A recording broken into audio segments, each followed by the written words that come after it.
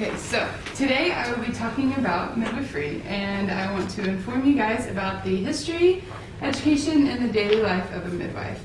So midwives are known as the people who are just assisting during birth, and that is not all what they do. So the history of midwife, it has changed tremendously over the decades, and West African midwives came over as slaves.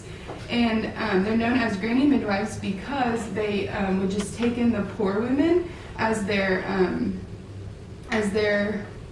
mothers that they would assist during birth, and they would do the prenatal care and the care during birth, and then they would also do the care after birth and do a 6-week checkup and stuff like that.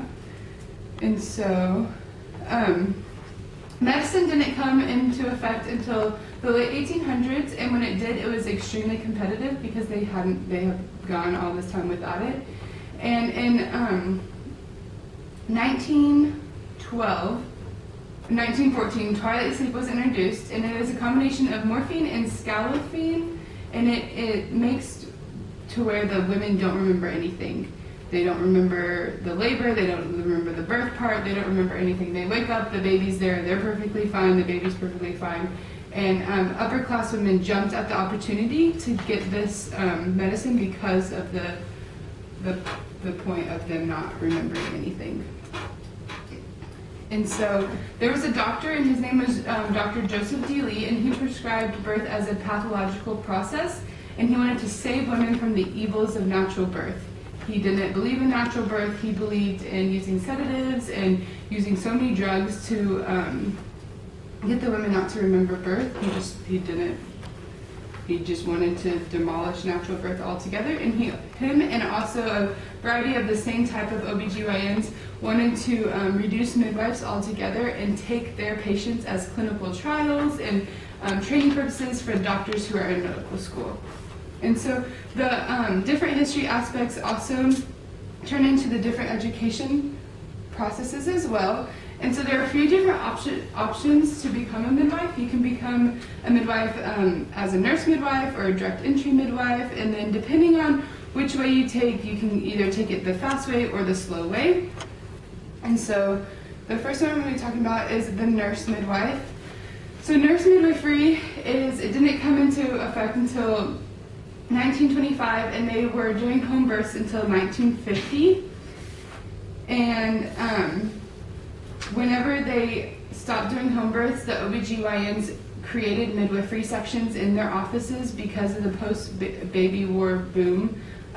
There were so many pregnant women that they didn't know they needed more hands-on, so that's when nurse midwifery went into the hospitals. And how you become a nurse midwife is you go to nursing school first, and then you go to midwifery school after you get your nursing certificate.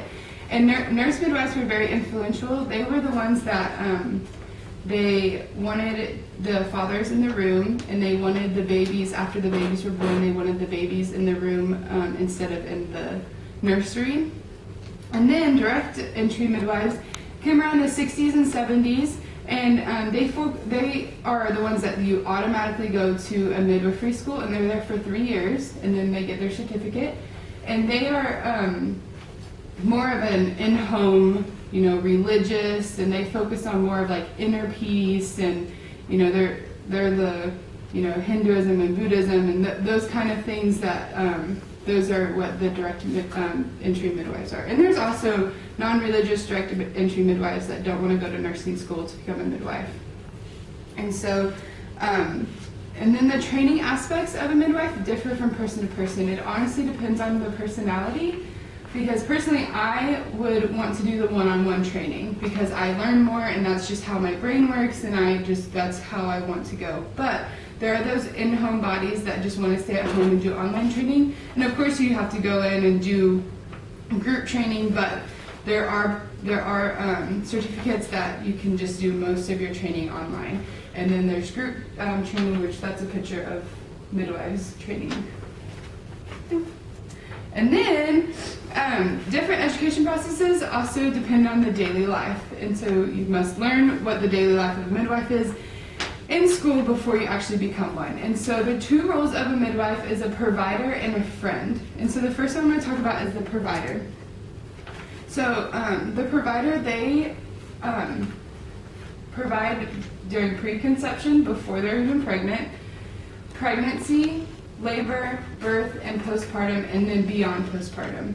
There are articles that I've read about women coming back when their babies are 4 and 5 to their midwife, and they just love them so much, and so they need to have the right mindset of, if there is an in-home birth, that hey, we need to go to the hospital, we need to get